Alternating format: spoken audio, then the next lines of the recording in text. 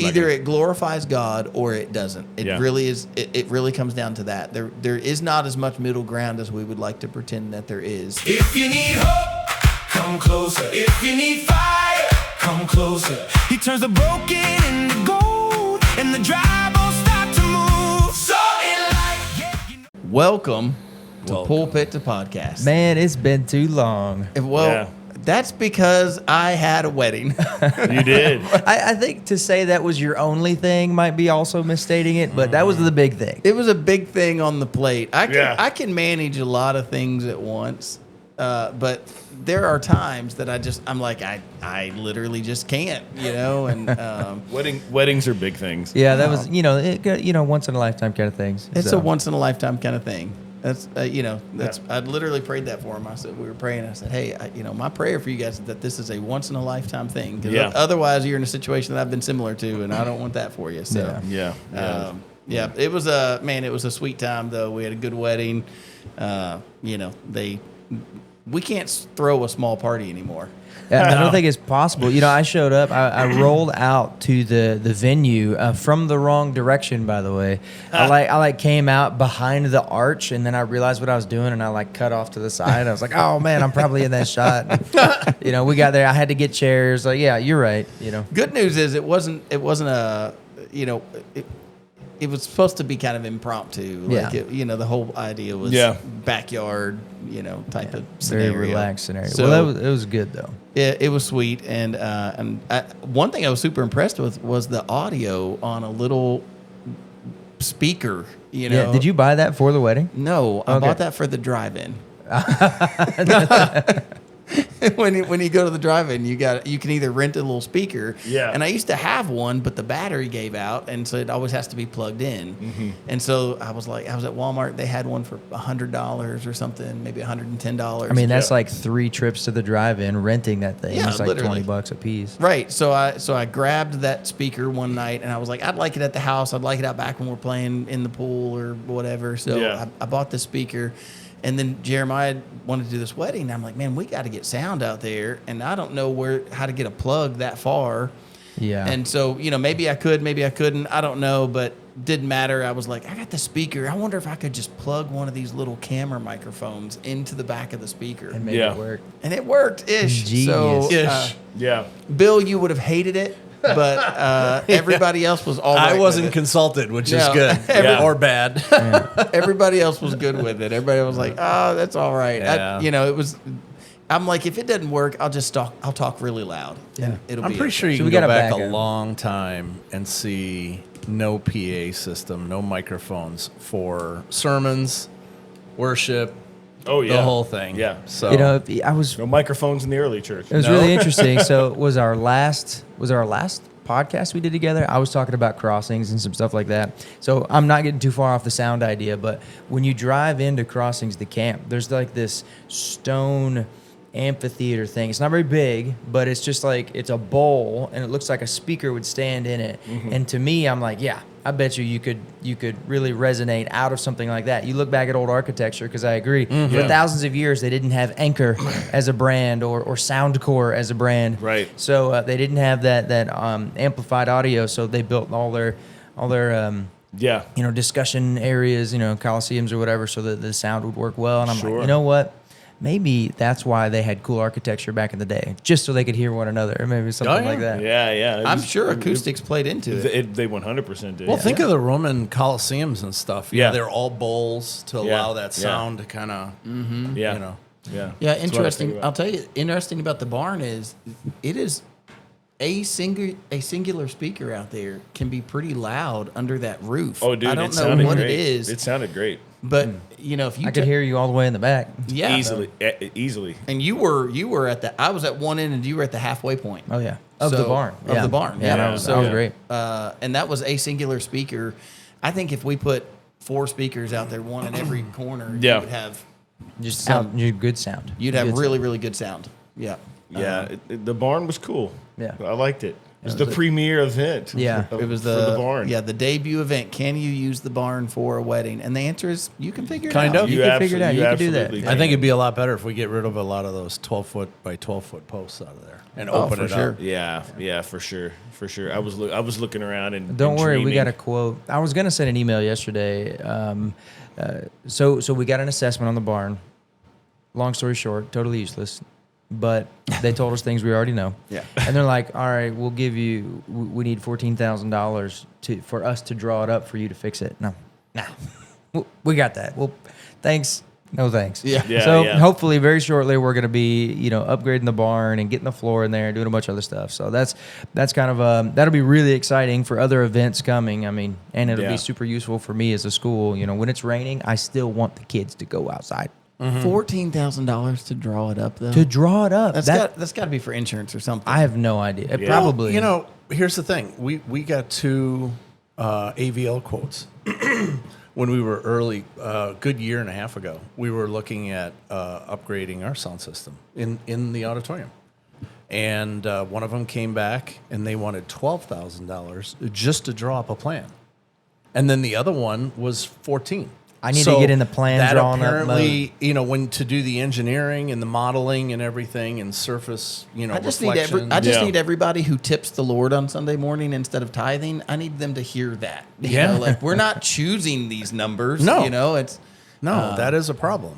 Yeah, for sure. I mean, the people that we have that are helping us with the LED wall, they have so heavily discounted all the engineering and the planning and all that stuff. We literally had some off the wall, just general. Would guess it's going to be this much. Talking with guys at Southeast, Yeah. they said it was going to probably be $5,000 to $10,000 just to do engineering on hanging the LED wall off of a beam. Ooh. And I'm pretty sure that the people that did it was like one. Wow. And they included all sorts of other stuff. And then, Yeah, I yeah. mean, they've just been wonderful so far. That's So- called blessed and highly favored Oh, for sure. I'm telling you. But I That's the will way I say feel. that church life is expensive. I just don't feel like there's anything we can do anymore. Yeah. That's not expensive. Like we Oh, want to man. we want to do a cookout. We did a cookout for the anniversary, 15-year anniversary, and just to have hamburgers for all the people was something like $1,500. Oh Yeah. Isn't that wild? And I mean that was us That's grilling that's a them. good problem It to is. have. Yeah. but- And that wasn't like we went to Five Guys, Right. and bought them. Like that was us out back grilling them. These were burger patties Yeah. from Kroger's, Yeah. and burger patties and buns and whatever. And I mean, it's expensive. And the sad thing was, I didn't even get one. yeah. Yeah, I he got was a out hot dog. working the Bro, I whole didn't get day. a burger either. I didn't get a burger. They were all gone. I stood at the door just so I could greet people as they were all in the line Yeah. coming in because I just wanted to, just say Yeah. hi to people and, enjoy it. But yeah, by the time I got there, we were burgerless. we were burgerless. I won't We tell were you burger- which youth members I saw with 3. Yeah, make That's it triple Let stacks. me know. We're Yeah. gonna have a youth group lesson, and it's gonna be the Murph. We're just I'm gonna work them out till they drop Yeah, and be like, yeah. "This is because you didn't leave me a hamburger." Who ate 3 burgers? Yeah. Raise your hand. You're on a calorie cut. That's Okay. right. Anyway. That's And it's funny when we chose to go outside. That was a cool idea. I mean, it really was. I mean, it ended up being a great event. Yeah. But what most people don't have any idea of are the logistics behind it. Oh, man. dude, for sure. The days, multiple days that it took me and my audio, to say, video, lighting team. I know to a make couple sure it people who know. works. and here's the thing: we spent $1,500 on burgers. I think we got a steal. The PA, 2 speakers, actually 4, 2 on poles and 2 subs. That was $275. So right there to put on an outdoor event, we're already approaching $2,000, and that's just hamburgers and a PA. Right. Wow, good. You know point. what else? Good What point. else did we Wow. miss? And people are like, "Wow, why don't we do that all the time?" Well, we could. But, here's the thing. That is a good question. We've got a beautiful. What do you call that thing? Is that a trellis out there now? I think- Or it's a trellis is a vertical thing. pergola. Pergola. That's it. And I'm telling you that I'm surprised that all the people that don't know the name pergola, they're like, well, what's I knew it was a pergola. That's a pergola. A trellis Yeah. is the thing that you Yeah, the for flowers sure. go on. Sure, yeah. I just mean when I say pergola, sometimes people are like, what's a pergola? What's a pergola? I'm kind of into flowers on the pergola now that you mention it. You know, we could do that. Like the creeper. Yeah. Look, Paul doesn't like I it. don't Flowers know, are man. good, man. You know what I want to do is I want to talk to my son-in-law. He's a little busy right now with he's got a project that he's working on where they got to do 30 of these roofs over not far away from here. Yeah. And he's a little over halfway done, but I mean his team they're doing 5+ roofs a week, and it's Yeah. crazy in this 90s humidity and everything. But I want to talk to him about getting that black standing seam metal. And find out what it would cost. Yeah, I his- think his- awesome. his he'd name's been do thrown it around a lot. right over the top of that pergola. Yeah. And then now we have natural total sun yeah. blocking, and it's weatherproof. Because that was Please. one of the things. That's Sunday, bro. Yeah. And that was that was only what 85 degrees or something. It was But it was warm. that or a little. It was more 85 than under that. direct Yeah. sunlight. I was like, whew. And that was at we Please. started at 8:00 in the morning. Yeah, It was yeah. already hot. You could literally cut the air with yeah. a knife. Our all sister the was humidity. sunburned for like Well, even Sherry said that. For like somebody 3 made a weeks. comment about going outside and doing something outside. She was like, "I'm still peeling. I'm not ready I'm to still be a peeling." waffle because with the pergola with the slits in it. She's looking like a waffle. Well- that's funny, man. Anybody who wants flowers, though, I just need you to take a look to the right Yeah. on the way into the building. Go up to the main entrance there and look to That the was right. that's Yep. my hesitation. I just need you to look there at the. I have had that spot cleaned, I don't know, 10 times. I Yeah. feel like, you know, It is a jungle. Oh, What is the it? mulch place. Yeah. Oh, The mulch. it's terrible, and I'm like I'm gonna have to get up here and just pull all these weeds again. You know, they just overget. We just need to like put some Spray it. fabric down, spray Yes. it, put some Rock. stone down. Put- yeah, rock. exactly. Yeah, We said yeah, something that's right. about putting rock last year, and somebody came back with a crazy quote. Like, I don't know. I want to say that it said like $1,200 or $1,300 for some rock right there, and I'm like, why would it cost that much for some rock? Oh like, man. Yeah. what am So I there are missing? options. I mean, you know, it's pretty simple. If I'm I about could, to put some 57s down. if I could, if Yeah, I could yeah. coordinate with my son-in-law Danny, I can use his. He's got it's a 10-ton or 5-ton Yeah. dump trailer. Yeah, yeah. And I go up to Carrollton and get the 1 to 3 inch stone gravel, which is what we have in our landscaping. But when our people did our landscaping, they went real cheap and Yeah. they went 1.5 inches. Sure. And so with the dust blowing around, we got weeds everywhere. And See, we stated that's- has to be low or no maintenance.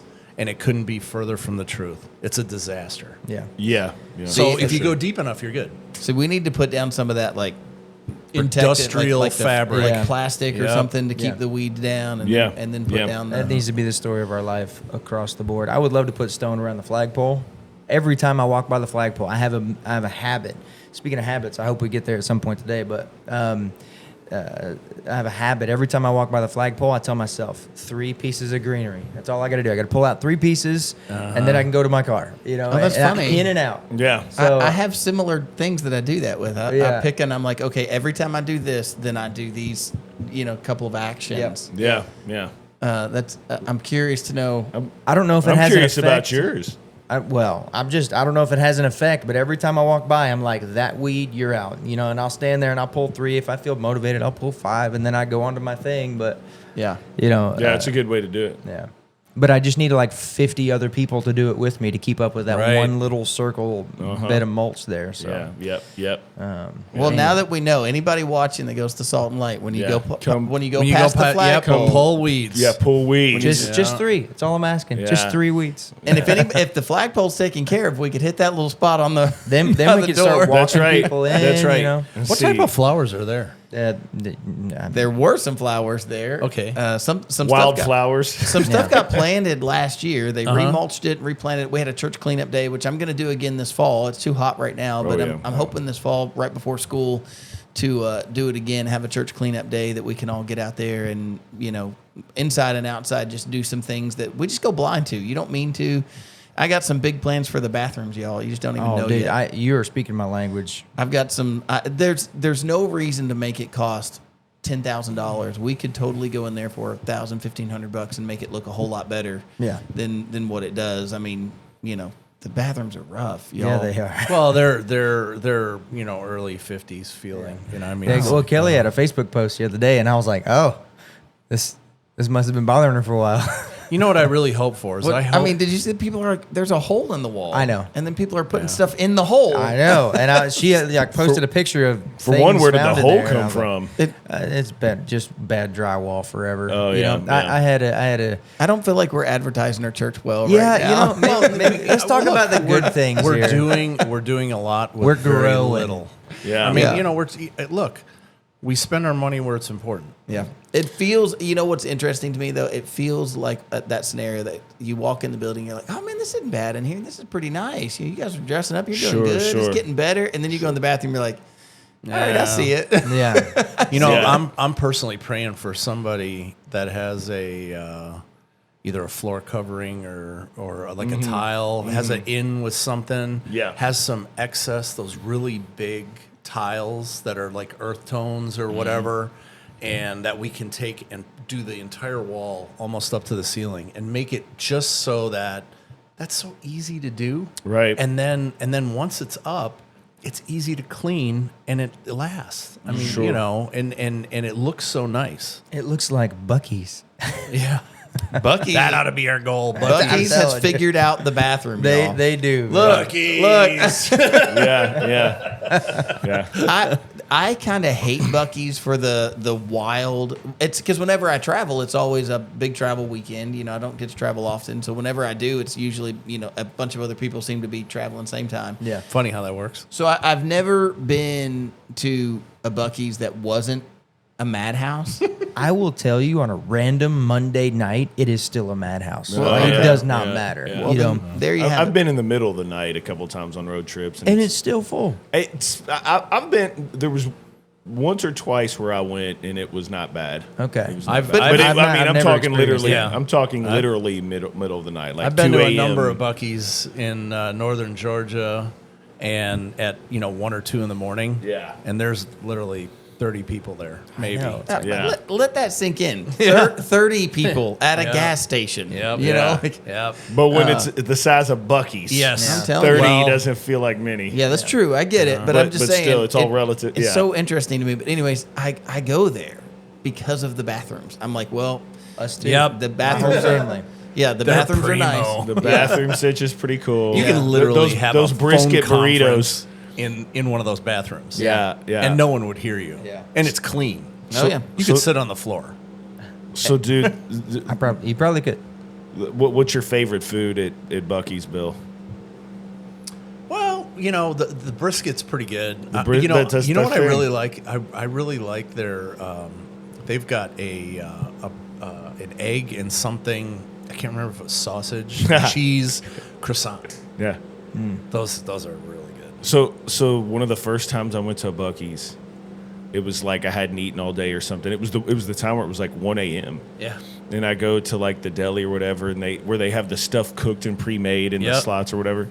And I was like, brisket burrito. I'll take one of those. And then I ate it, and literally on my mind, I was like, on the way back, I'm stopping here. and I'm definitely getting getting it. another one. And This the is next that time I good. came through, I was like, Yeah. I'd like cut through the I need people that 2 were of looking. those. Yeah, I did. I cut through all the people that were looking, and I was like, excuse me, yank, yank. And I heard somebody be like, oh, those must be good. And I was like, they are. They are. But I was on a mission. I just feel like churches need to take a lesson from Buc-ee's. Dude. Like we ought to take a lesson from Yeah. what they're doing. I will tell you, when I walked in, there was a contagious atmosphere that I didn't like. I walked in and I felt like I was caught up in the current of consumerism as I walked in the door.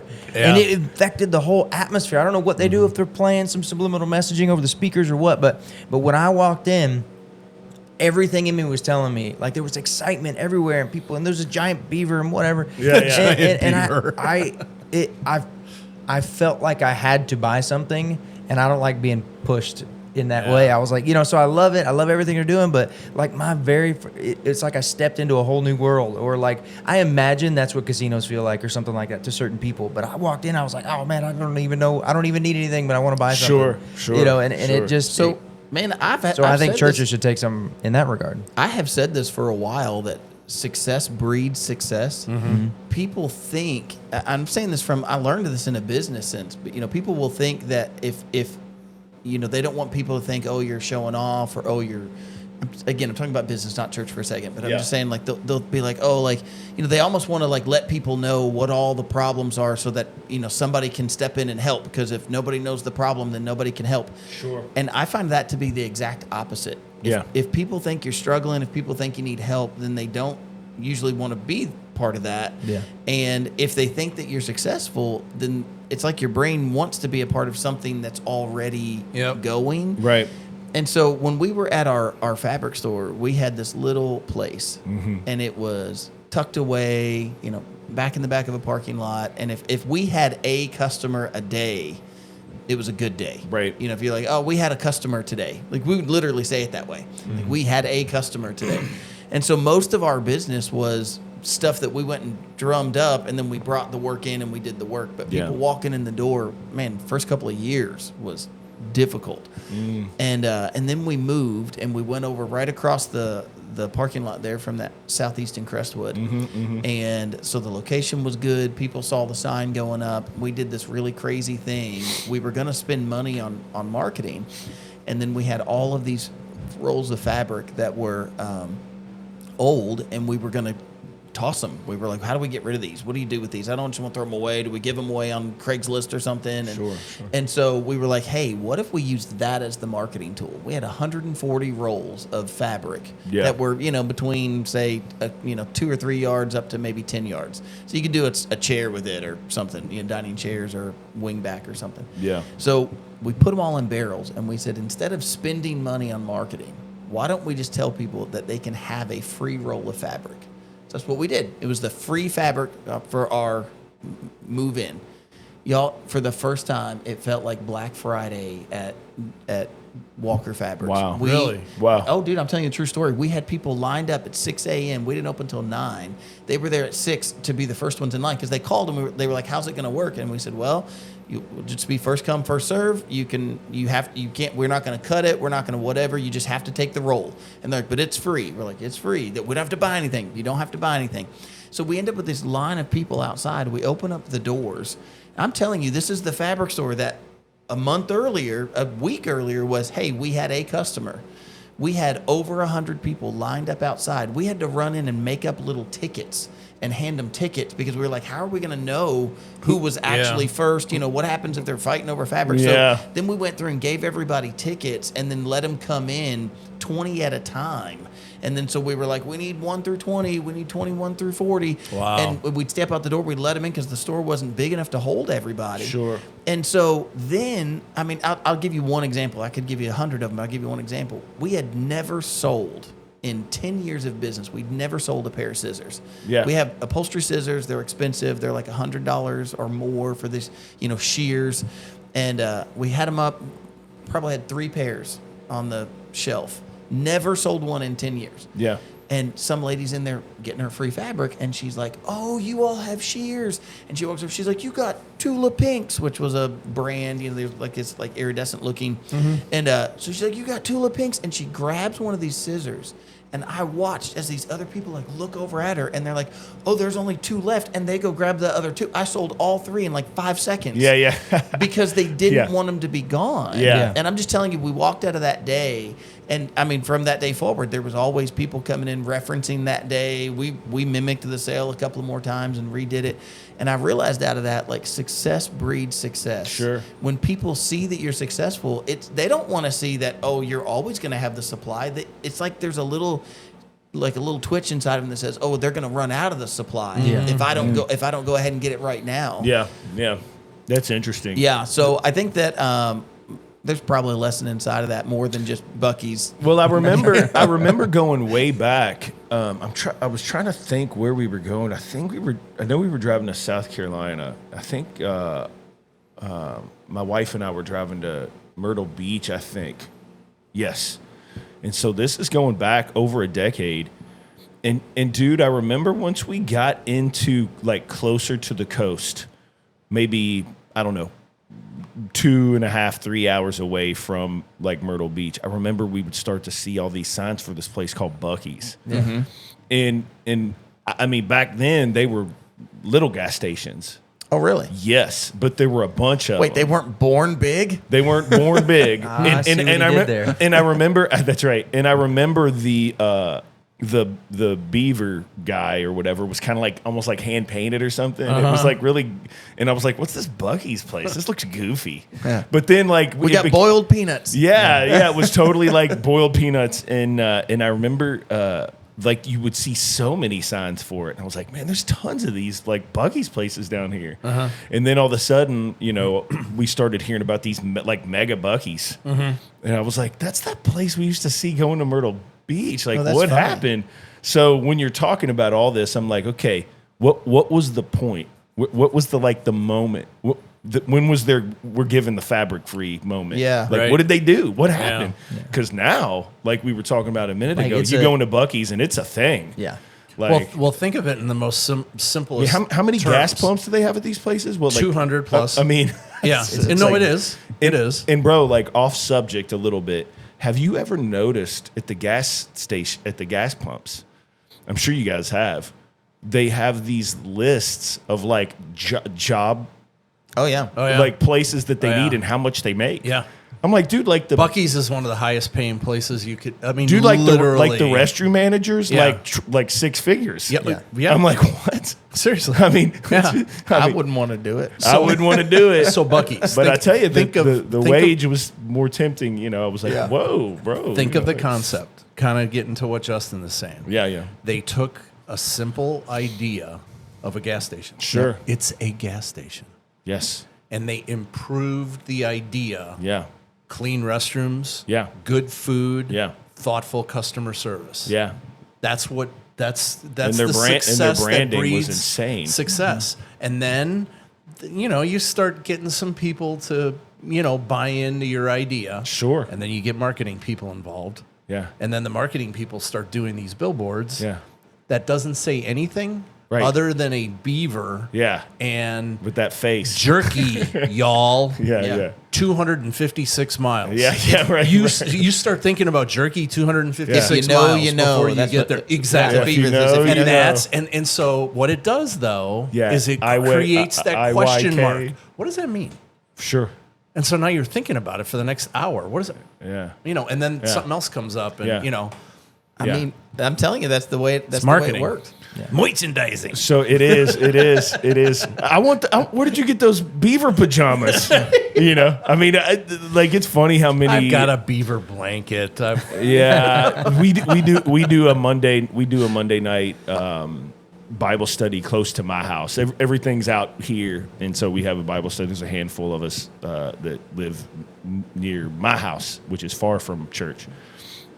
And one of the women was getting cold, and sure enough, out came the host, because it's not at my house, it's somebody else that hosts. Sure enough, came out with a Buc-ee's blanket. I was like, oh, she got the Buc-ee's blanket, bro. And you could tell. I was like, oh, that was just purchased. Yeah. It looked fresh. So my daughter's boyfriend, he had an apartment. They're adults, and Sure.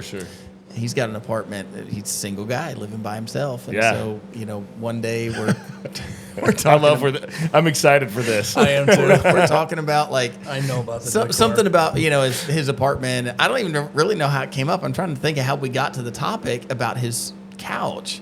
And he said something about his couch once. He said something again, and so then I said something. Maybe he was talking about moving, and I said something about going and helping him or something. And he goes, "Oh no, it's one of those folding couches from Buc-ee's." And I was like, "What?" I said, "Wait a minute, your sofa in your house is a folding sofa from Buc-ee's." Sure. That is the most bachelor pad thing I've ever heard. it's- And he was like, "It works for me," and I'm like, "I'm sure it does." Oh, dude, that's hilarious. Well, for one, the obvious is Buc-ee sells couches. Yeah. I think it's like one Coolers. of those double camp chairs. You know what I'm talking about? Like, That's awesome. So we're the using the couch. term couch. Yes, loosely. very loosely. Come sit on my sofa. That's Well, hilarious. If you'd like, I'll bring my sofa with me. You know, like I'll bring it to the party. My sofa goes outside. Yeah. You can camp with it. We go around the fire. We go camping. We go to the living room. You Yeah. know? Yeah. Why Not not? all the At things. the risk- Well, luckily, she's not interested for his furniture. No. Yeah, that's right. And That's if you right. open the armrest, there are beaver nuggets. No, that was you got me on that one, brother. But it's funny, man. At the risk of talking about Buc-ee's too much, one of the last times I was there, We need a sponsorship by Buc-ee's now. yeah, come on, Buc-ee's, Bring it. I'm talking about your Yeah. rise to fame over here. Come Yeah, on, man. it's But good. I'm trying to get people to clean your bathrooms. but the last time I was there, so you guys are gonna love what I'm about to say or hate what I'm about to say. I'm excited to see how this gets a response. So just kind of like you said, beaver nuggets, right? Like that, they got all the Buc-ee's food, like beaver chips, like Yeah. all the stuff. Like if you've never been, go. It's crazy. Like all the Buc-ee's food you could think of, Yeah. and that's like their brand, And it's all good. and it's all really good. So, dude, I'm looking around, and I have this thing. Some of you guys know this. I think you know this about me, Bill. But do you know? You know, I have this thing. I love pickled eggs. Is anybody else like that's disgusting? Or it's usually I tell people when I get like this, what, and I'm like, dude, It's pickled eggs. I'm very undiscerning. I on love. food, so. It's my favorite form of egg. I'm like ruined for Really? Oh, dude, I love them. Like Cara can't keep up. Like I'll just eat like three. So it kind of sounds like the amount of pickled eggs might be kind of gross. I eat a lot. Literally daily. Like probably You got at least you 3 got a a pickled day. I egg feel like habit. Kirk's got a cool hand Luke thing going on. I have a cool hand Luke thing going on for real. But here's the thing, dude, a little bit off subject. Cara has become really good at making really good pickled eggs. And she'll do different ones. And she's got this one that uses like pickled beets. So you guys are pickling your own eggs. Oh, we're pickling our own eggs, bro. And it's no joke. Farm fresh. I was thinking of the jar at the store. No, man. that's where my mind went. We're doing our whole thing. It's a whole thing. We have We're not like spending that extra money on that. We have- we're we on have- a we have- pastor salary. oh, bro, dude. We have that's right. That's right. We're gonna make our own. We're pickling our own eggs. It's salt and light. We get farm fresh eggs. we pay all our money to other people to draw stuff. That's right. That's right. That's right, bro. But she'll do this thing with pickled beets where the eggs will come out and they're like pink. Oh yeah, that's what Yeah. I see in the stores, pink eggs. And you like cut them in half or whatever, and it looks like a work of art. But she also does these ones. It's weird. I think we're just calling them brown eggs, but it's like an Asian pickling. Dude, delicious. So, anyways, I have this thing for pickled eggs. Well, I go to Buc-ee's, and I'm looking around. Dude, well, sure enough, they have a pickled egg section. Buc-ee's pickled eggs. It's got that beaver on the jar, right? And I'm Okay. like, oh, nicely played. Were they any good? Nicely played, Buc-ee. And so, dude, I look, spicy pickled quail eggs. How right? Buc-ee's, like think about the specific spicy pickled quail eggs. Sure enough, that little beaver's smiling on the label. And I'm like, $7 well, later. Yeah. More than that. I look at the price and I'm like, oh, man, what the heck? How big was this jar of pickled eggs? Dude, it was pretty big. Okay, I all mean, right. but do you guys know the size of quail eggs? Yeah, they're itty bitty. They're tiny. Yeah, they're like that big. Yeah.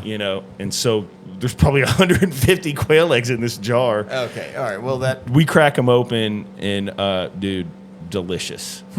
So good, so good. But you got to eat like 4 quail eggs for 1 chicken egg. Yeah. So it was cool. so It was 100 cool. eggs later, you were questioning your. I was cool hand Luke. Yeah. Carl was having to like walk me around. But yeah, man, good stuff. So, dude, here's the question that keeps coming to mind. This is so weird. I'm in a weird mood this morning. When does like gluttony become an actual thing when you're eating? And the reason why I ask is because last night I went to an all-you-can-eat sushi place. I met this dude at an all-you-can-eat sushi place called Sumo. Did you eat all you could eat? Dude, have you guys been to this place, Sumo? I saw it, and Bro, by U of L? yeah, Oh my gosh, dude! It's well. First of all, do you like sushi? Does everyone- Yes. Yeah. Yeah. Sumo is where it's at, but you got to go hungry. That's a good place to Interesting. Dudes, I haven't eaten breakfast yet. You're killing me right be, bro. I'm telling you, Sumo is. Now I'm probably not going to eat till tomorrow after last night because Fair. I mean that was no joke. So But we had I did eat all I could eat. we had a crew that was in Osaka, Japan. Okay. And Osaka, Japan, the hotel we used to stay at was kind of Osaka, Japan. The airport's on an island, and you are just off of that island. There literally was nowhere to go to eat, so you kind of, in the hotel. Yeah, yeah. So the crew goes upstairs. They got an all-you-can-eat, whatever, Yeah. And so this guy was an old guy, DCA captain, and they're eating and eating and eating. And so finally, the chef comes out, and he chews this guy out. Are you serious? And he goes, "This is all you can eat, not you eat all. You go now." Are you serious? Oh, yeah. He really Man. did Kicked do him that? out. Yeah. He really did do that? And so that is like literally a thing that, our pilot population, we Yeah. talk about every once in a while. Yeah, It's a- yeah. Not a you eat all. Well, yeah, that's funny, man. You eat all. I'm running out of inventory. Oh my Yeah, yeah, gosh. yeah. I mean, he literally was there for hours. Well, this place is cool, and I'd been hearing about it, and so finally this dude's like, "Hey, how about we meet up? Let's go to Sumo." And I was like, "Yeah, I've been hearing about this place. Let's go." So in my mind, I don't know if you guys do this. I'm picturing like a sushi buffet. I'm like, this might be dicey. You're hearing about this parasite disease everybody's Right. having. I'm like, ooh, dude, they bring you out a full menu, and it's literally like anything on the menu, all you can eat. You get a 2-hour limit. They had to put a limit They on had to put a limit on it. 2 hours. But dude, I mean, it's like a full menu, and it's pretty darn good, bro. I'm not Really? gonna lie. Like, I heard of a all-you-can-eat place once. Maybe y'all know it. Maybe it's around here. I have this memory that somebody told me of an all-you-can-eat buffet, but you had to clear your plate before you could get the next plate. Ooh, that's interesting. yeah. So you weren't allowed to like. They were they- trying to reduce waste. Yeah, they had some sort of like I don't know, some way to guard the policy to say like if you got it all, if you cleared it all, then you could go back and get whatever else you wanted. But if Yeah. you didn't clear it all, you can't go back yet. And Yeah, I'm like, yeah. well, what if I don't like the thing that I get? I know, Like- I know. That's when you got to scrape it off into the flower pot or Yeah. napkin or something. Yeah. You just grab an extra purse from the thrift store, hand it to Kelly, be like, open that purse. Yeah. Yeah. Put these beans in there. I was in the They're gross. Philippines with the Navy, and there was this restaurant, and they charge you for the meal, but at the end of the meal, they would come by your table to pay the bill, and they had these little scales, and they would scrape all the food remaining on your plate off onto the scale and charge you for the waste. Are you Wow. serious? Yeah. So even because it was a buffet as well, and even if you didn't like it, like you got it and put it on your plate, you're paying Oh, wow. extra. Like Wow. you pay to go to the buffet, and then they charged you. So for you the need to waste. be thoughtful about your selections. Yeah. Not You do. just try a I feel like bit these of are. this. I feel like tiny these bit are like of that. buffets that punish you. I know. I Like, think it's a that's- lesson hard learned. Yeah. I mean, crazy idea, guys. If you're that worried about it, just charge per plate. Yeah, like, yeah. And then it's like, oh yeah, a restaurant, like that's what other restaurants do. We just charge for you just pick the things and pay for those yeah, things. just pay, and then you can do what That's you want that's with a it. concept. You just do what you want with it, and I don't have to think about Yeah. what you do with it. That's true. That's an interesting You know, concept. speaking about Buc-ee's and speaking about all of our food and all that stuff, I want to go back to one of the key quotes from this past Sunday. Yeah, yeah. The way the enemy can get to your heart is through your eyes. Hey, that's Oh right, man, that's right. That's right. I'm like, yeah, Buc-ee's, you got my eyes every time I drive by it for miles and miles as I lead up to that exit. Anybody ever heard of Wall Drug up in North Dakota? Yep. It's like hundreds of miles away. Their shtick was free water. Way back in like the old West, free water. And they still do it today. Yeah. But hundreds of miles away, in the middle of nowhere, North or South Dakota, I can't remember.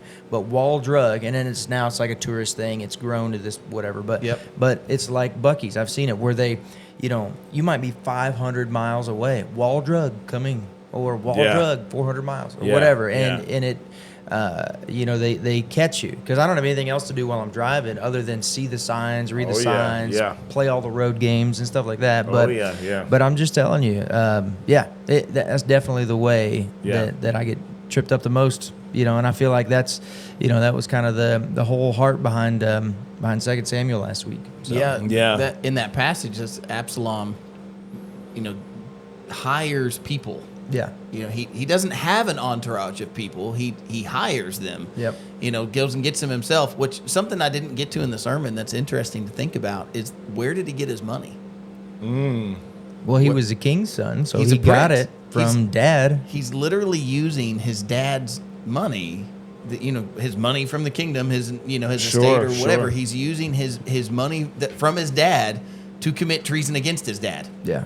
Like not everybody can, not just anybody can hire 50 guys to be your runners in front of you. Not just any guy can run out and go buy chariots. I'm sure chariots were like cars are today. I'm sure the average person would love to have a chariot, and they probably took a payment to have one, or indentured servitude or whatever to get their chariot. And here's this guy, he's buying chariots and hiring horsemen. And one of the thoughts that I had was like, man, how are you gonna get all the money to fund all of that and nobody noticed? Like nobody in accounting was like, hey, what'd you spend all that money on? Well, I mean, it talks about he's neighbors with Joab, and he burns Joab's fields. Like just the quality of guy that he is when he gets back. The quality of guy. Yeah, I mean, so real quick, he had been banished. He came, Joab, through the woman of Tekoa and all those things. Like he petitioned for him to come back, and then Absalom wasn't getting his way, so he stomped his foot and set a field on fire. I mean, I'm sure everybody does that once or twice, But anyway, so his character goes before him. I'm not getting what I want, so I'll go nuts. And then the same thing happens. David. Now this was all prophesied before. David was. I don't think David knew it was coming in these terms, but the sword never left the house of David. David was receiving the punishment that the Lord had laid out before him, but Absalom was a key part of that. And in our dive into 2 Samuel 15, it kind of begins with the rebellion, right? So you've got the resource idea. Where did he get his resources?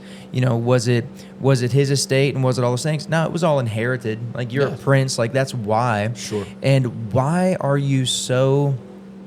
I've been using this word a lot lately, so maybe it's wrong, but disenfranchised. Why are you so miffed by the king that you want to supplant him? Is it just absolute power that draws you in? Like, what is Absalom's thing?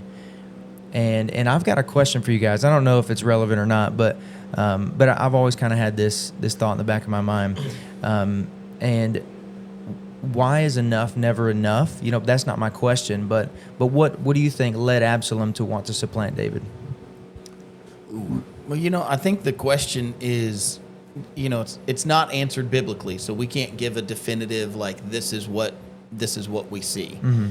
But we can say that it does seem like Absalom has a problem holding a grudge. And if you pay attention from the beginning, we don't hear anything bad about Absalom until we hear that Amnon rapes his sister, rapes his own sister, his half sister, and Absalom's whole sister. Yeah. And so Absalom holds on to that for 2 years, and then he kills Amnon. Yeah. Then he runs off into Geshur, and he's there for 3 years.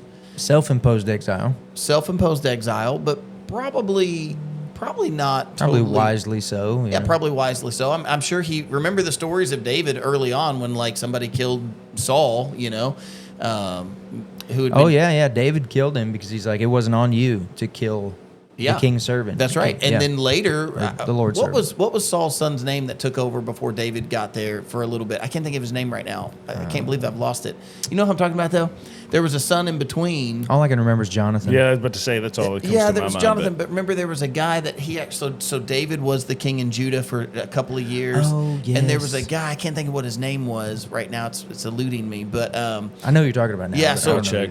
So, but then somebody went and killed him, and then came to David, was like, we killed so-and-so, and, now you're the king. David had him executed. So I'm sure that somewhere in there, Absalom,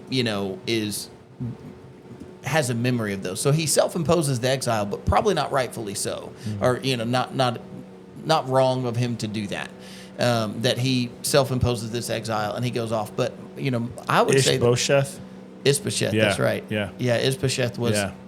king for a couple of years. Yeah. Remember that Abner set him up that way. Yeah. And then somebody killed him, and David had him executed. So my point is that commander of Saul's army. Right. So I would just point out though that he kills his brother, then he's in his own exile for the next 3 years. Yeah. We'll see next week, which I have some points to that, but I'll save him for next week. But he'll say, I made a vow while I was in Geshur that if the Lord would bring me back, that I would go and serve him.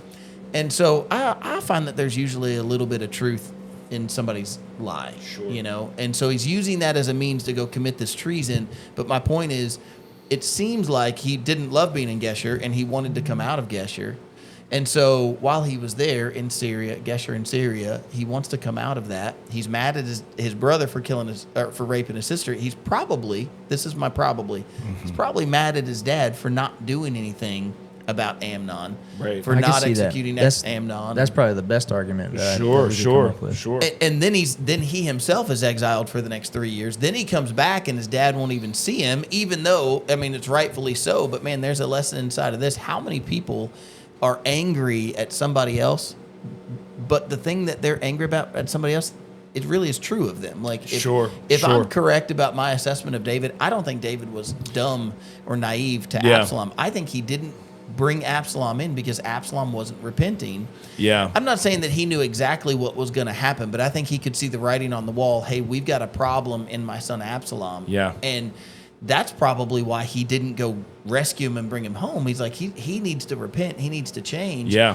And look, you know, Absalom gets so mad about it, like Paul pointed out, he sets Joab's field on fire, wants to see the king. The moment he sees the king, the very next chapter, what do we see? Rebellion. He sets himself up to make this rebellion and cause this treason. So even though he's mad, David's actually right in his assessment of Absalom. Yeah. Yet that's the thing that Absalom's mad about. Yeah. And I think, man, that happens a whole lot right now, that we have people who are mad about, I think they're mad about a correct assessment about themselves or somebody that they love, you know? And it's like, well, how could you say that about somebody? But it's actually, it's a true statement. Yeah. You know? It's interesting you're saying that. This is what I was looking, there was something that I literally just this morning, before I left the house, I was having a conversation with somebody talking about like finding things that you don't like about others. And this is what I said. I couldn't remember offhand, but I said, finding things that you don't like about other people is dangerous business. The enemy will use that as a foothold. Yeah. And then of course the Holy Spirit brought this to mind. Jesus warns us about looking at splinters in people's eyes and not addressing the log that's in our own. Mm-hmm. But man, that is when you start finding No, go ahead. When you start and that applies to us today very much. I mean, even in ministry, how often do you start finding things in people that you don't like? Yeah. And then before you know it, you become the judge and jury. Right? Like, that they're not doing so and so right. They've got heart problems. Like, dude, it is dangerous business, and the enemy attacks in ways he's so good at it that before you know it, dude, you'll be thinking unbiblical thoughts about your brothers and your sisters, and not even knowing that you're in his teeth. You know. There was a boy that came to church one time. Yeah. I say boy, he literally was a boy. He's maybe 14 or 15 years old. Yeah. And he wants to talk with me one day. And I think he wants to talk because he wants counseling or something like that. Yeah. But he comes to me and he has his complaints about me in the church. And so this is like a 15-year-old kid sitting in my office telling me all the stuff he thinks I'm doing wrong and that the church is doing wrong and if we would do this way or that way or whatever. And so, you know, I let him talk for a second. And when he gets done with all this stuff, I said, man, I just got to ask you, is this coming from you? Yeah. And he goes, well, what do you mean? And I was like, I don't know. You're 15 years old. It just feels like this is probably coming from your mom and dad. Yeah. You know, you're probably hearing your parents say stuff like this. And he goes, my parents have the gift of being able to tell what's wrong with other people. Oh, wow. He said those words to me. And I'm telling you, I was like, that's not a gift, man. Yeah. And so here's what I gave him. The gift of criticism. Yeah, the gift of criticism. Here's the, which actually kind of bleeds into the next point that we had made in the sermon. Yeah. Was the first thing that the enemy gets is your eyes. Oh, yeah. The second thing he gets is your mouth. Yeah. Oh, yeah. And you don't think of it that way because we always think of the enemy getting in as ingesting. If Yes. I look at something, I'm still ingesting the look. You know, I'm looking at something else and taking it in. If I'm hearing something, I'm hearing it, I'm taking it in. But the mouth one's different because it's output. Yeah. You know, it's something that it's like what I say is now affecting what's going in. Sure. And the best way that I could think about that, I didn't use this in the sermon, but I was thinking through that idea. And what I was thinking about was a fireplace in a house. Sure. If you have a regular fireplace in a house, scientifically, you will actually make your house colder by burning in that fireplace. Now, if you have a wood stove or something that's going to get radiant heat, that's different. But if you just have an open, like a brick fireplace and put the fire in there, Old school. it draws the hot air. The majority of the hot air is going up the chimney because heat rises, and then it actually is drawing air. Well, to get air to go into that fireplace and then go up, air's coming from somewhere. So all your little air leaks in your house are letting cold air in, you're actually, for all the hot air that you put out, you're pulling cold air into your house. And so when you burn a fire in a fireplace, you end up making your house colder. Yeah. Now, in front of the fireplace might feel nice and warm, but the other areas of your house are going to struggle to keep up in heat. And I think that's what I think when I think about the output from your mouth. Like the things that you're saying are affecting what's going in and your outlook. And so what I told that kid that day, I told him, I said, you know, what Paul told us about love, and he was saying this about the church body. We use it in marriage. We say it in weddings. Yeah. But here's the interesting line. Yeah, because that was a letter to a church. It was a letter to a church, and Yeah. it was about in between church people. This is what love ought to look like. Amen. It totally applies inside of marriage. Of course. But I think sometimes we forget that it's to the church. Yeah. And here's what he said. Love keeps no record of wrong. Yeah, that's right. And so if you genuinely love somebody, then I'm not saying they won't wrong you, but if they do wrong you, you forgive and then you let it go because you love them. Yeah. I think what we see, I was saying this to you, I think even just yesterday, I think that we see love, and what we think of love is the emotion of I feel good being around them. You know, they make me feel good and I make them feel good, and so that means we love each other. Yeah. But if they make me feel bad in some way, but that's not love. I mean, love is when you're willing to put up with something that somebody is doing. Yeah. Even if you don't like that thing, but you love them above that. Yeah. Yeah. You know, whatever else that they're doing. And one of the amen to all that. And one of the things that I have seen happen, I know you guys have probably seen this too, but when you start like drawing those like lines, right? Like, well, I don't like this about what he said or he did, and you start getting in when he gets hold of like your eyes and your mouth, dude. You'll never stop drawing those lines. You know what I'm saying? Like before you know it, dude, you're picking apart people completely. And like I said earlier, you become like the judge and jury, man. I've seen it happen. Once the enemy gets a hold of your mind, and you start keeping records of wrong, oh, dude, it's only a matter of time before you're like, what do we always say before the Loki's on the ship? Oh yeah, you know, and man, the enemy. Here's something that I have told many people: make no mistake. The Holy Spirit wants unity in the body of Christ. The enemy wants discord in the body of Christ. Make no mistake. Yeah. And he will use any means necessary. Like, oh, I don't like how he said that. That's where it starts. Yeah. I don't like that she did that. That's where it starts. There's these obvious things, right? I've heard it as far as I don't like the way they looked at me. Oh, they looked at me a certain way. I've heard that very recently. I'm telling you, it's like this person looked at me a certain way, and I'm like, whoa, hold up. Sure. Like, they looked at you a certain way? Like, Well, so what does that even mean? I mean, they looked at somebody? Well, yeah, no, I guess what I'm saying is that don't if I'm making that accusation, do I have the guilty conscience about the way somebody's looking at me? Sure. Because obviously, Bill said it. Yeah. Yeah. No, keep going, Bill. I just there in you the go. words of my children, let him cook. Yeah. Let him cook. That's right. Yeah. I mean, clearly, you've taken that however you took that, obviously the wrong way. Isn't that interesting? Yeah. Isn't that interesting? Yeah, I think Bill's on to something. That's there a heart issue. I think when you start gauging why you are picking at somebody, Sure. many times you might find that really the problem is that you're covering something in yourself.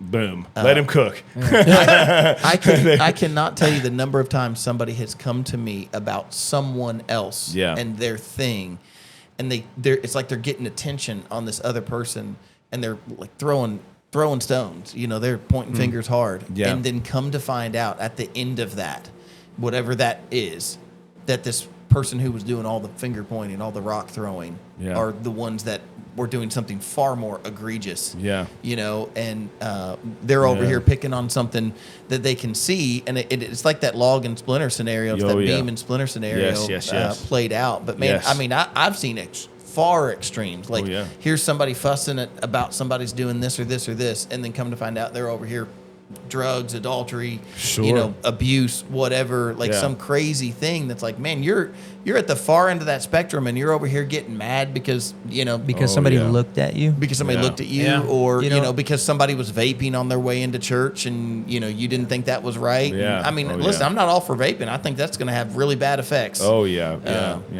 It's not good, but yeah. You know, I feel like isn't pneumonia like liquid in your lungs? Yeah. You sure you want to be sucking in vapors like that? Yeah. I don't know. Hard pass. Crazy. Hard pass. Not for me. You know, I'm more of a pickled egg guy. Yeah, I know. That's Pickled quailed eggs. Spicy. Don't leave out the spicy. When we begin to look at our vices, you know, it's pickled eggs, it's caffeine, you know, whatever the case. You know, I'm totally joking, by the way. Yeah. I like both. Caffeine's a vice. Anyways, here we go. I'm guilty. But no. This word keeps coming to my mind, and it comes up a lot of my circles and conversations from a leadership capacity, and it's perception. How someone perceived you saying something. And I think Bill said something that's interesting.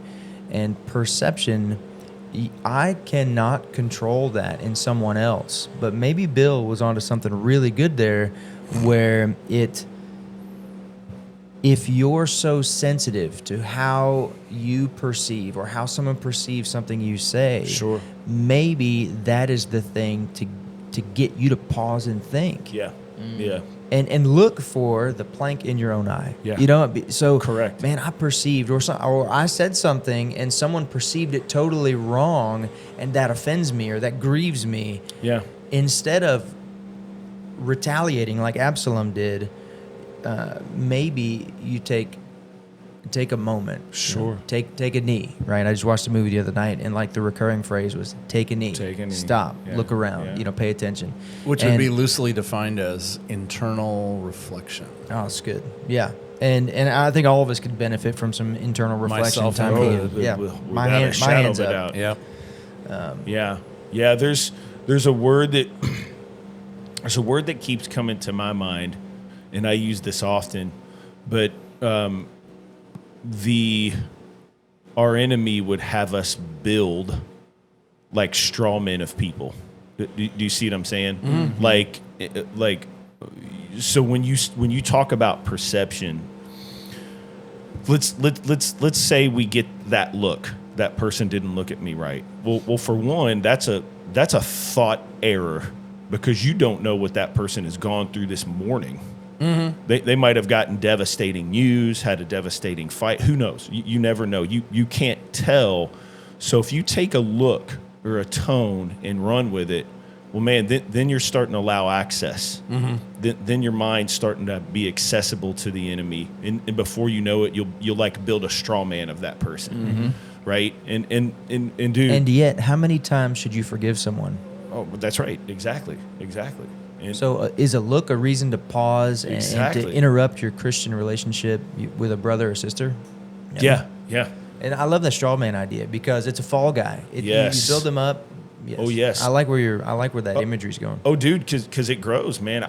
Bro, I've seen it happen. I've caught myself. I think, to be realistic, I've done it. Oh, I've totally. done it. I've built this scenario up of something, some person. Yeah. And I've got it in my head that it's all this. Yeah. And then I'll tell you something else too, is when you find out that it's like, oh, it's not that. Yes. You know, it's not that thing that you thought. Yes. You know, yes. Especially when it's a scenario where you think somebody's doing something, they're doing you wrong in some way, and then come to find out that they're having their own like struggles, you know, financial, marital, family, whatever. And all of a sudden you're like, oh, I'm sitting over here thinking they're XYZ towards me, but they're just struggling and wish somebody would come and, you know, come alongside of them. Oh yeah. And instead I'm over here thinking, you know, they're wrong because they didn't come to my Sunday school class. You know, they used to come and now they don't come anymore. And and you know, I'm totally speaking for myself when I say that. No, you know, I feel that even now in this season. I'm like, I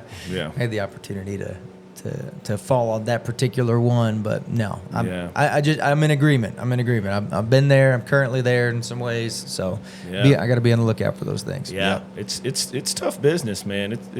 It's tough, and especially like you guys are all close to me. I'm kind of like a sensitive dude, man, and I have to keep that in check. If I get a tone or a look, I have to make sure that I don't like build a straw man myself or overthink.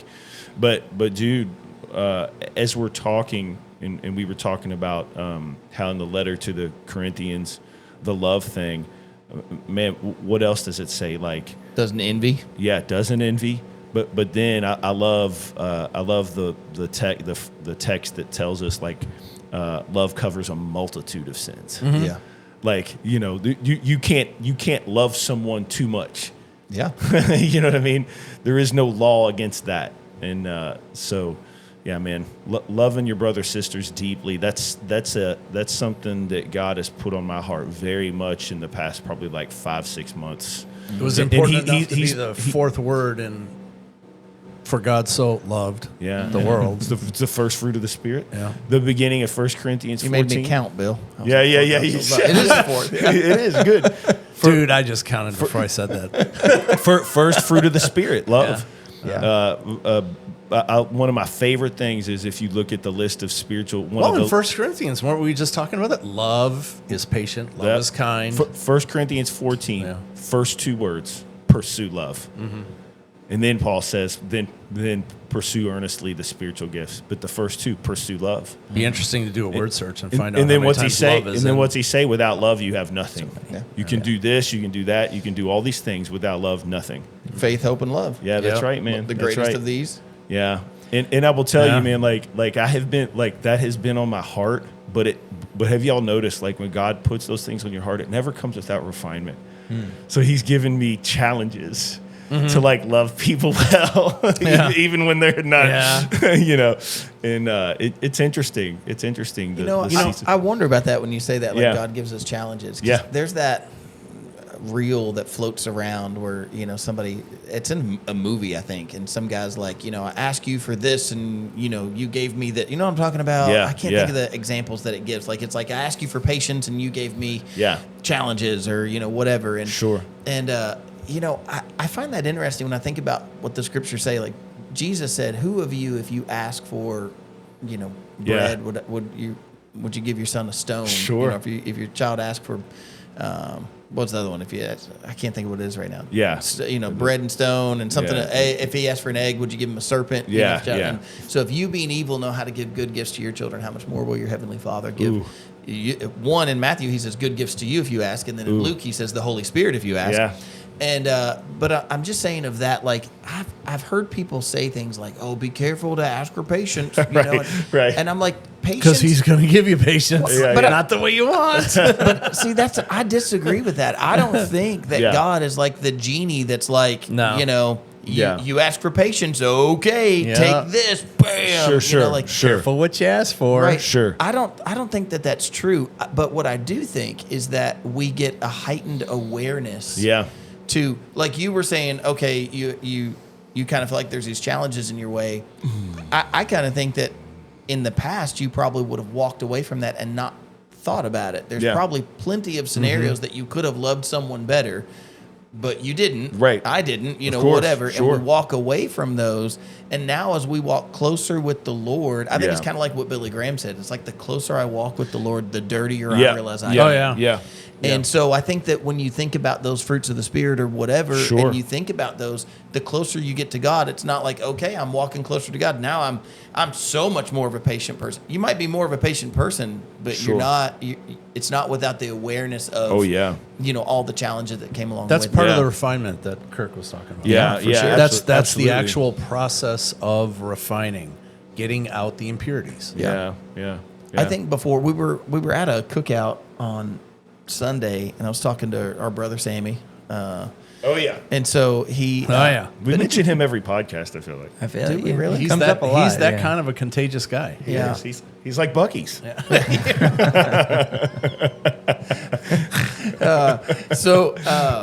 he made this point about movies though. We were talking about because he was talking about the get caught with your eyes. He was talking about entertainment. You know, I'd used education. He was talking about entertainment. Yeah. And he was talking about how he went through this phase where he's watching all these movies, and then he's talking about how sometimes now he watches movies that he watched years ago, back from the 80s or 90s, thinking, it's an okay movie, and then you turn it on, and you're like, oh my goodness. And of course, I had to share the story of when I told the whole church that we were going to go see the Goonies at the drive-in. That was fun. That was embarrassing. I went to that showing, but knowingly, or I thought I was in the same boat you were. Yeah. Anyways, I don't want to derail that conversation. I was but shocked and embarrassed. I was the pastor who was like, yeah, the whole church should come. We're going to go see the Goonies. I thought my memory did not remember any of those things. Yeah. Even now, I haven't seen it in so long. I'm like, what was bad about the Goonies? But I bet I'd be surprised. You would. Wow. And so interestingly enough, I mean, it's not. Don't misunderstand me. It's not X-rated or something, but it's definitely not glorifying the Lord. And it's enough that I'm telling you this.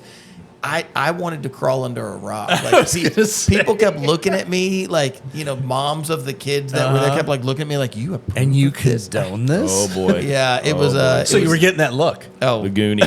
Repeatedly getting the look, or the pitiful look, like, sorry, this looks bad. This looks bad on you.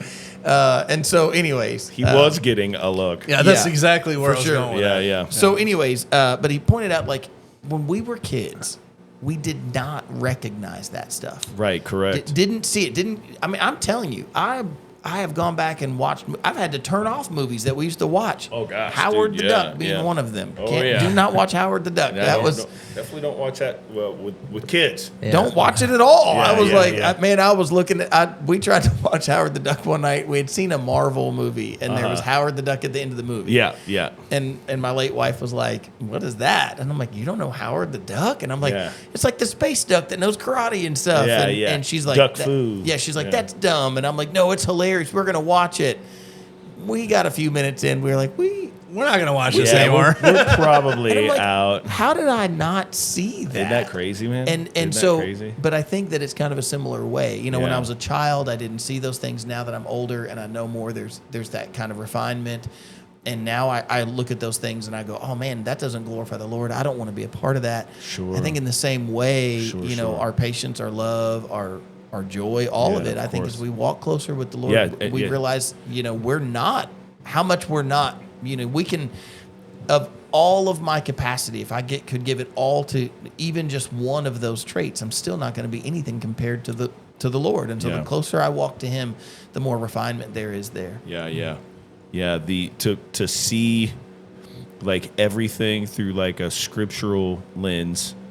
And, once the Holy Spirit does His thing, once He fills us and we start seeing things through like, more like with the mind of Christ, oh, dude, you start seeing a lot of things wrong in movies. Oh, I mean, in movies go real quick. Movies, and movies go real quick. TV shows, kind of the same thing. Dude, music. Oh, I mean, I've pulled up songs. I've done that with like music from like the 80s. Like, oh, we used to listen to this. I cannot remember where my wife and I were going somewhere recently, and I was listening to something, and I was like, oh, we used to listen to this at Champs when I was a kid, or Skate World when I was a kid. Dude, I listened to the lyrics and I was like, I can't believe they were letting kids skate around to this. I can't remember what song it was though. Oh, it's all of them. But I was like, some of the lyrics were literally, I'm like, probably, yep. So 8-9-year-old kids skating around singing this, So my brother and I had this at, because the beat's good. We used to work together and we were in a shop, and so music was always an issue. What music an issue. It was. I mean, you just had, somebody wants country and somebody wants Christian and somebody wants oldies and somebody wants rock and somebody wants Native American. Oh, don't do that. I'm just saying, for example. Literally a true statement. Yeah. Anyways, so it was always the thing, and my parents would argue that, like, well, the newer music, if you're not listening to worship and praise music, then, it always has dirty connotations, dirty meaning, whatever. Especially thinking about country. Somebody want to listen to country, and it's like it's always beer and girls in tight jeans. And I'm like, well, yeah, that's country. You know, Sure, that's the thing. It's either like Until you play it backwards. It's either really. Then you get your dog back, your truck back. That's right. Hey. But you know, it really is. It's like either you're drinking because you're having fun, or you're drinking because you're sad. You know, that's country music for you. And anyways, they were pointing that out, and my brother goes, "Your music, your oldies station is no better." And my dad's like, "Yeah, it is." Da da da da da. Whatever. Well, we just start paying attention. I'm talking like oldies. I'm talking stuff from the 50s, Of course. some stuff from the 50s, some from the 60s. Oh yeah. And so we would just start paying attention. We're working, and it'd be playing in the background, and we'd be like, what is that about Blueberry Hill? What is that? Like that's not as polite as you thought it was. That's you know, right. when you think about it. And you know, so it was interesting to me. I remember even then, I remember looking at my brother and going, you know, Solomon said, "There's nothing new under the sun." You know, Correct. Don't so- let me forget. I've got something I'm going to hit you with that came clear to me. But go ahead. Either it glorifies God or it doesn't. It really is. It really comes down to that. There is not as much middle ground as we would like to pretend that there is. Yes. You know, even to the tune of what you were saying earlier this morning is, even if you think about like, where's the line? Or maybe Kirk asked it. Did you ask it, Paul? You had who said, "Where's the line to gluttony?" Like, when is it actually? I did was ask Kurt that did earlier. ask. Yeah. Like, when is it actually gluttony? Which is an That's a interesting- sushi Because story. I'm pretty sure I crossed it last night. I mean, seriously, I was like, Well, "Gosh, this feels you weird." knee deep in sushi. I feel like there's that I is feel like good. there's It's a good context sushi. there. Yeah. You know, if you're in, I remember a guy from Africa telling me one time. He Right, said this. He said, "You all eat in America. You eat because it's time. In Sure. Africa, we eat because we're hungry." Yes. Which that always stuck with me. Oh yeah, Oh, yeah. absolutely. And then he said, but then he said this. He said, "You all have things that you don't even think about it." He was like, "You refrigerate." He was like, they called it the interior where they came from, which is Yeah. basically the jungle. Yeah. And so, you know, he's like, "We come from the interior." He said, "We don't have electricity. We don't have running water. We don't have ways to clean things like you all do. We don't have ways to preserve things the way you do." He said, "We have ways to preserve it, but not like you do." And he was like, "We don't have refrigeration." He said, "So if we have chicken, that means we caught a chicken, killed the chicken, feathered the chicken, cooked the chicken, and now we have to eat the whole chicken." Yeah. Because like we can't go put it somewhere. We can't go Sure. put the cooked meat Yeah, somewhere. there's no leftovers. Right. There's not like a way to keep the leftovers. So when we kill and cook a chicken, it's like that's the meal.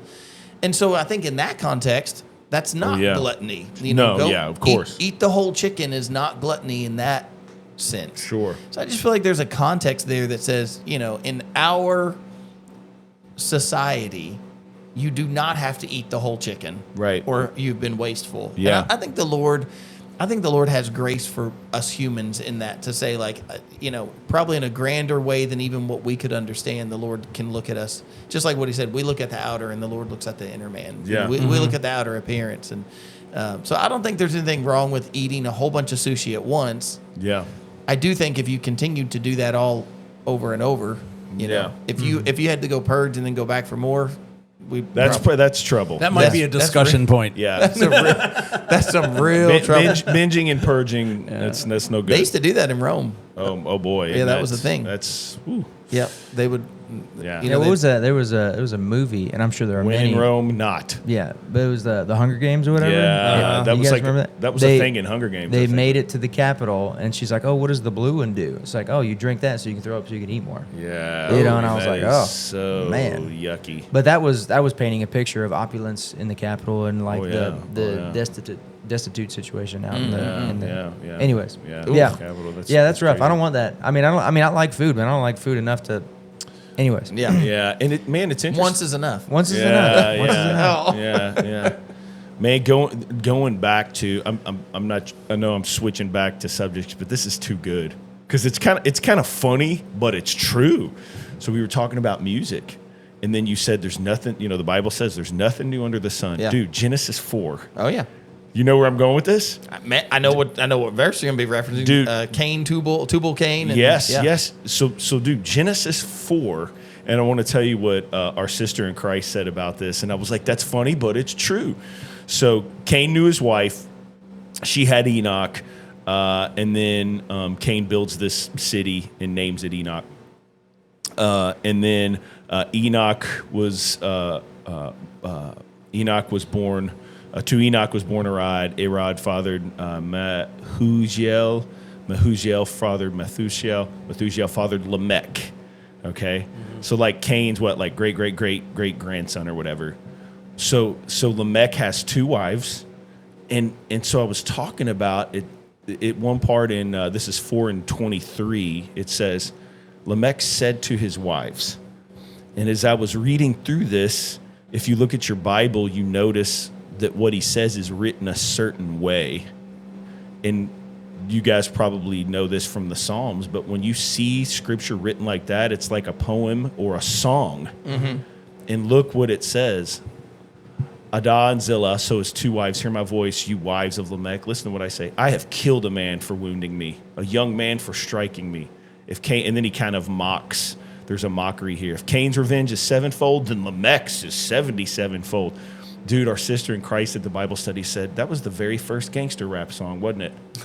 And as funny as that is, I was like, it is. He's bragging that he's got 2 wives. He's bragging that he killed a dude for hurting him. And then my revenge is 77-fold. I was like, whoa. Like my mind got blown. I just love that I can see the rhythm. Yeah. That You know what I'm Kirk saying? has for Yeah, that. you know what I'm saying? That's that musician's But literally, brain. without a beat, this woman that said that grew up South Central LA, man. Tough childhood, like gangster kind of lifestyle.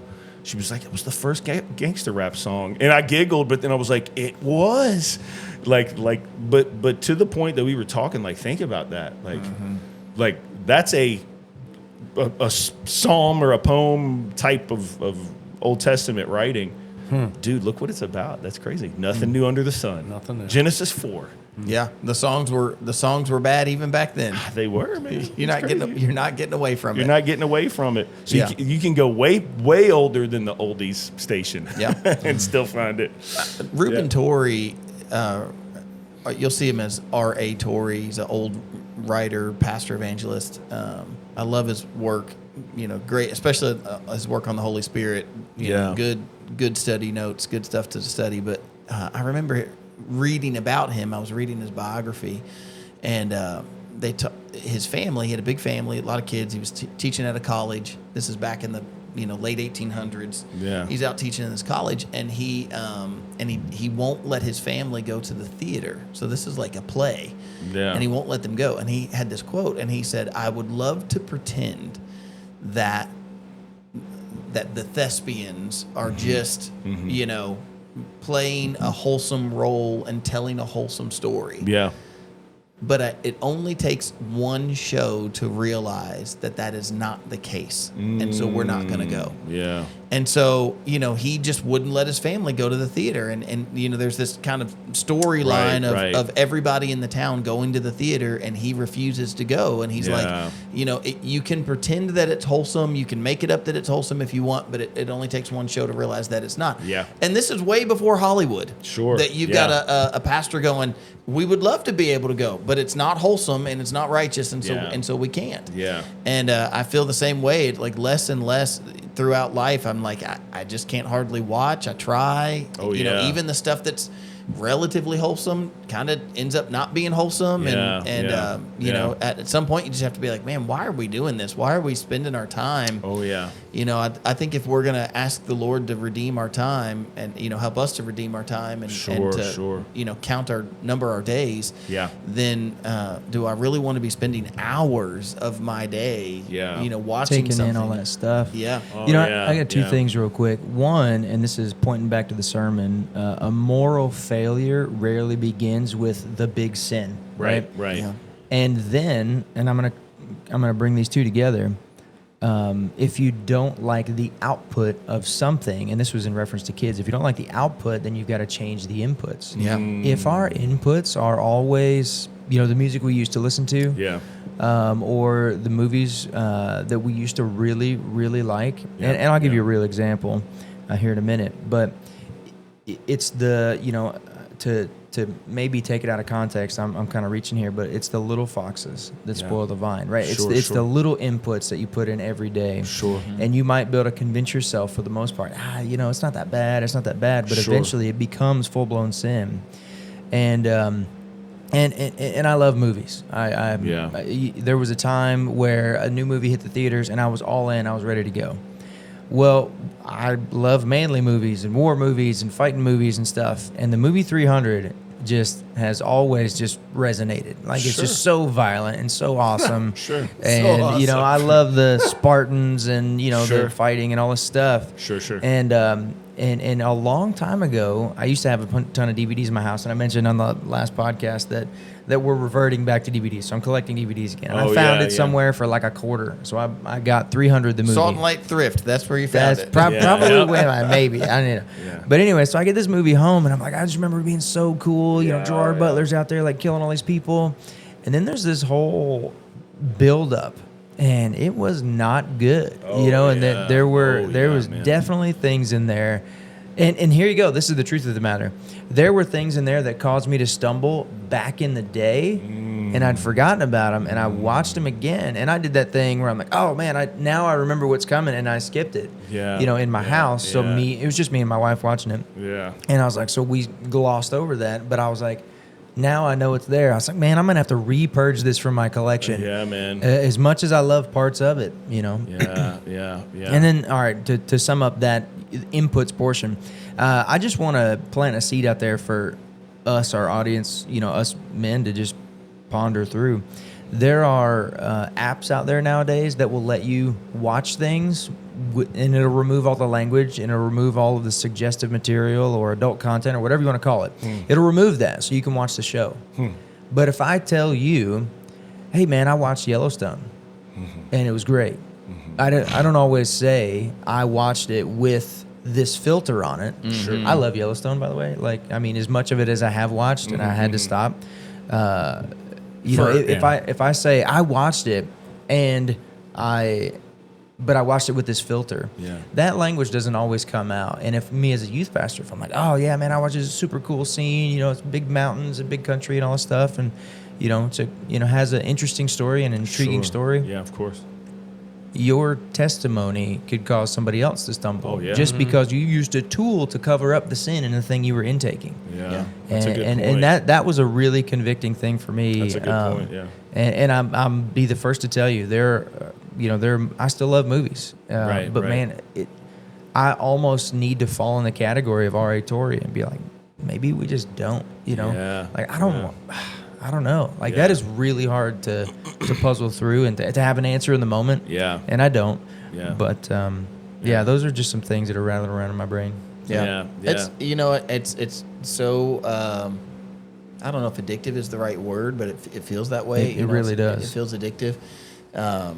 Somebody had suggested, Kelly and somebody had recommended that there was this movie called Justin and Kelly, From Justin to Kelly. Oh yeah, I remember. It was back from the early, the first American Idol. It was back from the early American Idol days, so we're like, oh, that'd be funny. And I made the classic mistake of not looking up the review because I'm just thinking it's Kelly Clarkson and Justin, whatever his name is, and Ruh-roh. Yeah, well, that didn't last. We were like, oh, this is like a teen party movie. Yeah. Whoops. I mean, it was like, I think it was rated like PG-13 or something. Yeah, it wasn't like, again, it wasn't X-rated, but it was enough for me to be like, I cannot in good conscience, like, this is weird. Yeah. And anyways, it's so strange now. Like, I'm like, how you gonna ruin a Justin and Kelly movie? That's right. You know, first of all. Yeah. And I remember the previews made it look like super like wholesome and like innocent and stuff. Is it not, or is it just corny, or both? It was corny, but it was also like, yeah. I mean, it reminded me of something that I don't know how to describe it. It was just like a bad teen movie, like wild teens wanting to party, drink, sleep around, kind of stuff. And so, again, it wasn't like showing any scenes, but it was like all the innuendo, all the comments, and it was like, this isn't a cute love story about like, two starstruck lovers who are, gonna find each other after which is they what separate. it should have been. Yeah, it should have been, right? Anyway, so right. From Justin to Kelly, also on the do not watch list. There you go. Let me mark that one down. Right, man. I'm telling you, I have found there's like little that we can watch. Like we being me. You know what though? But on the other side, I will say that there is a good push right now for good Christian. Oh, dude, content. totally. Yeah. And That's where was I going see the next. Angel Network stuff all over. Yeah, and they're really like people. The Christian producers are stepping up their game. Yeah, they are, and they're creating better storylines and better movies. I mean, if you go back and watch like Flywheel. You know, there's that church. What's that? Is it Southland or what is that church that does all those movies? Yeah. But so, you know, you go back and watch Flywheel or even some of those older, you know, early as Christian movies. We're trying to get out of the realm of, okay, we're going to be verbatim King James Bible. Sure. Because that's how they always made it look like, you know, biblical movies was, you know, let's have somebody talk in Old English. Yeah. You know, like that's the way to make it biblical. Right. Yeah. Gee, that'll make it work. Yeah. And so, you know, Blockbuster. Yeah. right. So they've stepped out of the realm of that, and then it was, you know, crazy low budget movies, Sure. you know, Flywheel and Fireproof and you know, but then they kind of stepped up a little bit more as they did like Facing the Giants and whatever. But man, over time they really have you can tell that the budgets are getting bigger, the cinematography is getting better, the equipment must be getting better. You know, it's growing with technology. So you have like Angel Studios. Oh yes. You know, I know people are, you know, differentiate on whether they like it or not, but you have like the show The Chosen, you know, that came out, and they did a good job with, you know, making an attractive show or an attractive movie. And so they're still not blockbusters. But whether you like it or not, you can't deny that the production of that is really good. Yeah, it's really It's going in the right direction. Oh, And it is nice to be able to watch some wholesome movies where, you know, they're not pushing the boundaries on 100%, man. You know, whatever. Because I do feel like even right now, it doesn't matter what the movie is, the most wholesome of movies, it's like they try to slip something in. And I shouldn't say now, they've apparently always been doing it. You know, but because that's not a new idea. Because back in the 80s, PG was not PG. Oh yeah, I'm pretty sure Goonies was PG. So probably. Isn't that funny? I remember nothing about Goonies like that, but I don't either. I bet if I watched, I'd quickly be like, oh, that's what he's talking about. Yeah. Oh yeah. But you would. Man, dude, I'll tell you, there's something on Angel. That's where I was going with that. There's a show on Angel. We're watching it now. It's called Homestead. Oh, it's I've good. heard I of it, watched man. we watched the did beginning you see of the that. movie? So I watched the movies like first, right? Or is it? I think so. I think so, And too. then the show And come then on it turns later. into a show. So we watched the first movie. It is. I don't know why I'm asking. It totally is. So we watched the movie, and then we started to watch the show. But y'all, I have this thing where, dude, when I try and watch shows, dude, I will fall asleep. Yeah. It's going to happen. My wife does that too. My wife is so funny. She'll be like, "Oh, we're gonna watch this again," and I'm like, "Babe, I can't go." Like, cause she'll stay up and keep watching them. No idea She's like, where we're at. She's like, I'm out on episode 4. I'm like, I can't watch episode 4. And she's like, we're gonna watch this again, and you're gonna fall asleep the same place. And I always see the same scenes over and over again, and you always fall asleep. And sure enough, we'll turn Kirk, it on. you gotta at least fast forward to the part I where know, you fell I asleep. know. Like, You you can remember. fast forward and be like, all right, I remember that. I don't know that. That's a new guy. So Like, I kind of do that and still fall asleep. he's like he's fast forwarding and then Oh, the dude. car's like, you weren't awake for the. Oh, he's asleep. Yeah, he's Now asleep he- fast forwarding. Oh, dude, like remote with in the his remote hand. in hand, yeah. And I mean, I used to not do that, but anymore, if I get a chance to sit down and relax, lights are gonna go out. You know? That's how I feel like, you know what? I like noise when I sleep. Like overstimulation is great for me. Nice. Like if there's a lot of noise, action movies, you don't want to hear something funny. I don't know that these movies are good or not. I don't know if I should reference them, but I have never been able to see a Jason Bourne movie. You always you fall asleep. I during fall those? asleep so hard. Yeah, really? yeah. Like a bait. I mean, I'm out until the end. Like, I mean, I wake up, the kids are laughing. One time we were watching a movie, I can't remember what it was, and I snored really loud, but apparently it was like at a perfect time, like a bomb went off or something, and I like snored at the same. I woke up to them just rolling, and I'm that's like, hilarious. I was like, What did I do? Yeah, I was like, what happened? And they're like, you're making sound effects for the movie. nice. That's hilarious. I think I have that too. We went and saw Transformers. Okay. This is going way back. Again, I can't remember. You might be like, he watched Transformers. This was a long time ago. It's so funny that we qualify all these movies. We're like, wait, yeah. I don't remember. It was but the that's the very point. It was the very first one with Shia LaBeouf, and so I have I literally have no recollection. There's probably terrible things in it. So I don't remember that. It was that long ago. But I remember we went to we took our son and his cousin to hibachi. I was like, no, it wasn't sushi. What's the other one we'd go to? The hibachi. And then we go see Transformers. And I'm telling you, dude, you got these robots clinking and clanking and these huge fight scenes, dude. And I am just like nodding off. Next thing I know, I wake up to the credits. And Carl was like, how did you sleep through that? And I was like, I don't know, but I slept good. Like, I took a good old nap. The louder, the Dolby more, sound system, all of it. yeah, dude. the more Lulling me to explosions, sleep. the louder, the crazier it is, the harder I will sleep. Oh, I could almost It's like see JL with that. the spike. It's like JL with the spike. Yeah, Go that's to right. sleep. Oh yeah, tickling his temple with the spike. I said that to somebody You'd the be- other day, and they like were rolling, dude. You'd be a good cargo pilot because, when you're trying to sleep during the day, inevitably they're working on the street right below your room with the jackhammers and everything. Oh. And I'm sitting there staring at the ceiling going, for real? That literally For would real. not bother me. Wow. Yeah. Now people talking, if there's dialogue, then I can't help but like focus in on the dialogue. Yeah. So interestingly enough, I cannot sleep if I have an audiobook going.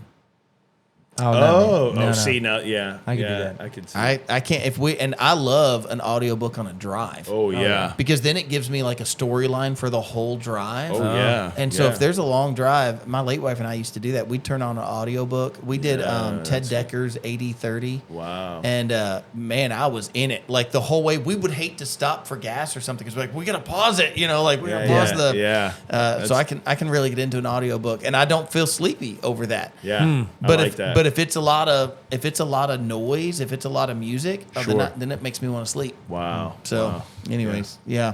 Hey guys, I'm gonna wrap us up because I'm looking at the clock and I go, we haven't died yet, but I think we are. Yeah. I've been thinking about that the last couple minutes. I'm like, okay, what's the maximum time before failure? Yeah. It's about an hour and 20, and we're at hour 31. hour 31. So, Okay. guys, thank you for coming today. Let's do it again next week. Sorry we missed a week, but we'll be back on track. So, all right, thanks, guys. See ya. If you need hope, come closer. If you need fire, come closer. He turns the broken into gold and the dry